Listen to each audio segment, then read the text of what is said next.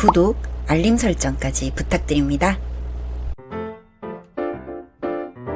오늘도 우리 사는 이야기 찾아주셔서 감사합니다. 사연자분이 보내주신 이야기 시작해볼게요. 얼마 전 말도 안 되는 모습으로 제 앞에 나타난 전남편 때문에 이 글을 쓰게 되었습니다. 신랑과 저는 둘 다 홀어머니의 손에서 컸습니다. 저와 신랑은 결혼한 지 5년이 되었는데 딩크 부부라서 비교적 다른 사람들에 비해서 경제적으로나 시간적으로 여유로운 편이라 쉬는 날이면 시어머니를 모시고 근교로 나들이 가거나 휴가 기간이면 해외여행을 가는 등 시간을 많이 보내곤 했습니다.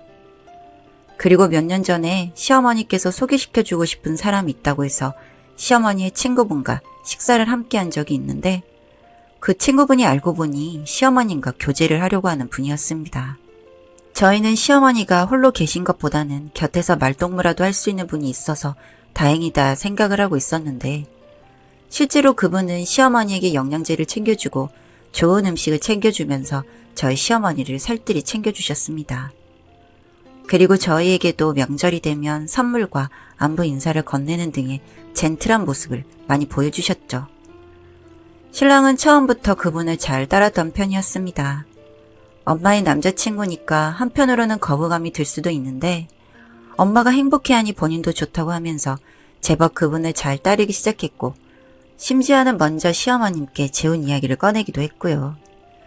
사실 시어머님만 좋다고 하면 저희도 다 좋은 게 맞기는 한데 너무 급작스럽기도 하고 진전이 빠른 것 같아서 내심 걱정도 되었습니다.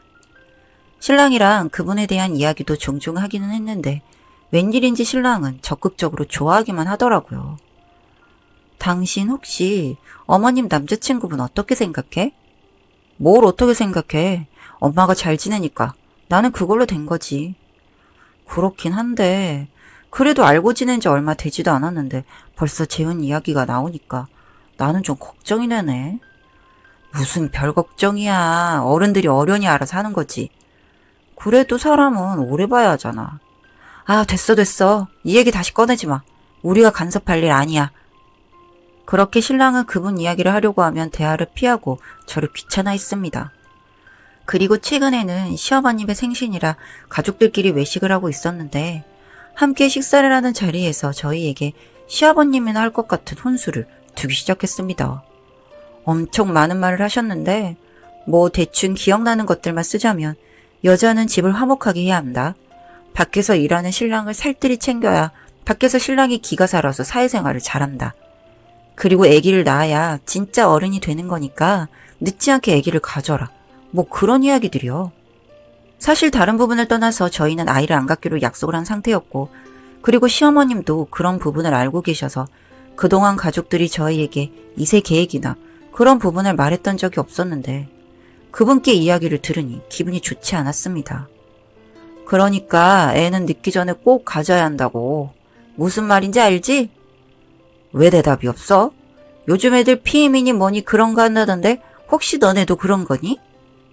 그분이 피임 이야기까지 하시길래 너무 불쾌해서 입을 닫고 있었더니 신랑이 너스레를 떨면서 상황을 무마시키더라고요. 기분이 나쁘기는 했지만 시어머니께 잘해주기만 하면 별 문제 없으리라 생각하고 넘겼습니다. 그런데 얼마 지나지 않아서 제가 시어머님 댁에서 밥을 먹고 있을 때 갑자기 문이 열리면서 그분이 들어오셨는데 제가 있는데도 왜 전화를 안 받냐면서 큰 소리로 화를 내셨고 시어머님은 몰랐다면서 엄청 난처해 하셨어요. 저는 제가 있는데도 시어머니께 화를 내는 그분이 이해가 안 갔습니다. 그러다가 제가 그분께 휴대폰 소리가 작아서 못 들은 것 같다고 상황을 진정시키고 집으로 돌아왔고 그날 밤에 신랑과 앉아서 이런저런 이야기를 하다가 이야기를 했습니다.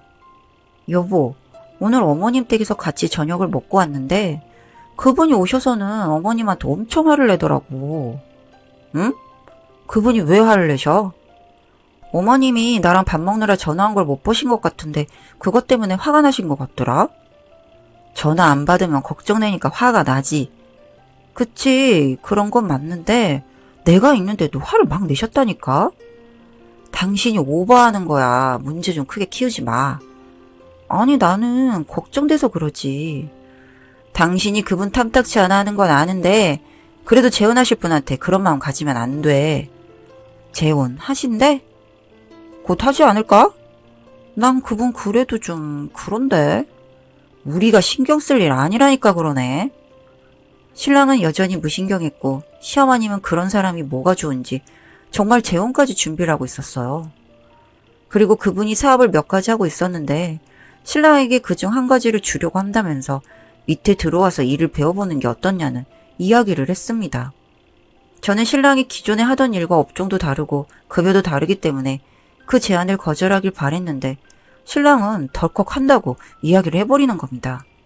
당신 그분 회사에서 일하기로 한 거 사실이야? 그래. 엄마랑 재혼하면 아버지 되는 건데 그 회사에서 일하는 게 뭐가 문제야? 지금 그분 회사는 생긴 지 얼마 되지도 않았고 지금 당신 회사에서 일 잘하고 있잖아. 급여만 좀 다르지 나중에는 여기가 훨씬 더 돈 되는 거야. 돌아가는 상황이 그렇게 안 보여? 그럼 회사가 안정되고 나서 이직을 하면 되지. 이렇게 덜컥 이직을 하는 게 어딨어. 나랑 상의도 없이. 당신이 이럴 거 뻔히 보이니까 그렇지. 그래도 이건 경우에 어긋나잖아. 당신이 그분을 너무 믿게만 보는 거 아니야? 이게 이렇게까지 말할 일은 아닌 것 같은데? 왜 그래 정말? 왜 사람을 이상하게 몰아가? 당신이랑 내 이야기인데. 그날 이직 문제로 이야기를 하다가 신랑과 대판 싸우게 되었고 그 이후로도 종종 이런 문제로 싸우게 됐습니다. 그리고 결론적으로 이혼을 하게 된 계기가 있었는데 시댁 식구들과 외식 자리에서 술을 많이 먹은 그분이 저희 부모님 욕을 하기 시작했거든요. 제가 잠시 화장실에 간 사이에 이야기를 했는데 제가 성격이 여자답지 않고 꼬장꼬장하고 신랑이 잡혀 살 게 눈에 뻔히 보인다고요. 그리고 옆에서 신랑은 또 허허 실실거리며 그분 이야기에 장단을 맞추고 있더라고요. 그분이 하는 말이 제가 집에 아빠가 없어서 보고 자란 게 없어서 그렇대요. 저희 아버지는 일을 하시다가 사고로 돌아가셨고 저희 어머니는 그 후로 안 해본 일이 없을 정도로 열심히 사신 분입니다. 그리고 저와 저희 형제들은 밖에서 손가락질 받지 않고 살기 위해서 더 바르게 자라려고 노력했고요. 그리고 이러한 내용을 저희 신랑도 잘 알고 있는 내용이었는데 그분이 저희 집 욕을 하는데도 신랑은 웃으면서 그러면 아버지가 나중에 제대로 혼 좀 내주세요. 이러고 있더라고요. 저는 그 이야기를 듣고 그대로 가방을 들고 집으로 갔고 한참 뒤에야 신랑은 집으로 돌아왔습니다. 그렇게 그냥 가버리면 어떡해. 분위기 다 망쳤잖아. 당신 지금 제정신이니? 우리 집 욕을 하는데 왜 멍청이 맞장구를 치고 있어? 그냥 술 먹고 웃자고 하는 이야기인데 그렇게 생각하면 과민 반응이야. 과민 반응이 아니라 그분이 자꾸 무례하게 하는데 왜 그걸 몰라? 엄마랑 재혼하실 분인데 우리한테 이렇게 대하는 게 어떻다는 거야? 어머니랑 재혼하실 분인 것도 알겠고 당신이 그분 좋아하는 것도 알겠고 무슨 콩고물이라도 바라는 건지 모르겠는데 나는 이제 당신 집에서 신경 끄고 지낼게. 그게 무슨 소리야? 영 끊겠다는 거야? 이혼하자 그냥. 당신이 나를 뭘로 생각하는지 모르겠어. 그렇게 저희는 이혼했습니다. 사실 그 이후로 신랑이 잡기도 했고 한번 마음을 접고 다시 잘 살아보려 하기도 했는데 그분의 무례한 행동이나 그분이 무슨 말만 하면 지고 들어가는 시어머님과 신랑이 꼴보기 싫었는데 그 이후로도 종종 저희 집이나 여자의 언행이나 행동들 말도 안 되는 훈수를 뒀고 저는 견디지 못해 이혼을 했습니다. 그리고 며칠 전 집으로 택배가 와서 받으러 나갔는데 신랑이 서 있더군요. 회사를 물려받을 거라는 신랑이 왜 택배를 하는지 의아했는데 신랑이 일이 바쁘다며 황급히 자리를 떠났고 저희는 며칠 후 카페에서 만나게 되었습니다. 회사를 배운다더니 웬 택배야? 당신 말이 맞더라. 그 사람 우리 집에 사기치려고 접근한 거였어. 사기라니? 재혼하기로 하고 집을 먼저 합쳐서 살았는데 엄마 꼬드겨서 보증서기하고 이직하기로 하고 회사 퇴직은 했는데 회사가 없는 회사더라. 보증 서고 집에 귀중품 훔쳐서 달아났어 그 사람. 경찰에 신고는 했어? 신고는 했는데 우리한테 말한 신상정보가 다른 사람이었어. 제대로 당한 거지. 당신한테는 정말 미안하게 생각해. 그렇구나. 그때 회사라도 줄 것 같으니 눈에 보이는 게 없었던 것 같아. 자업자득이지 뭐. 그렇게 전 남편과 만남을 갖고 집으로 왔는데 이건 뭐 속이 후련하다고 해야 하는 건지 뭐라고 해야 하는 건지 참 묘한 기분이었습니다. 이 사단이 나기 전에 저라도 먼저 발 뺀 게 정말 다행이다 싶은 생각도 들었고요. 세상 그렇게 바보같이 당하는 모자지간이 또 있을까요? 그리고 사기 치려고 작정하고 들어온 주제에 꼰대 시아버지 노릇까지 알아들었던 그 인간도 참 어이가 없고요. 이런저런 생각에 그날 밤은 잠을 못 이뤘습니다. 뭐 이제 저랑은 상관없는 사람들이니 잊어버리려고요. 긴 글 읽어주셔서 감사합니다. 사연은 여기까지였고요. 우리 사는 이야기 시청해주셔서 감사합니다.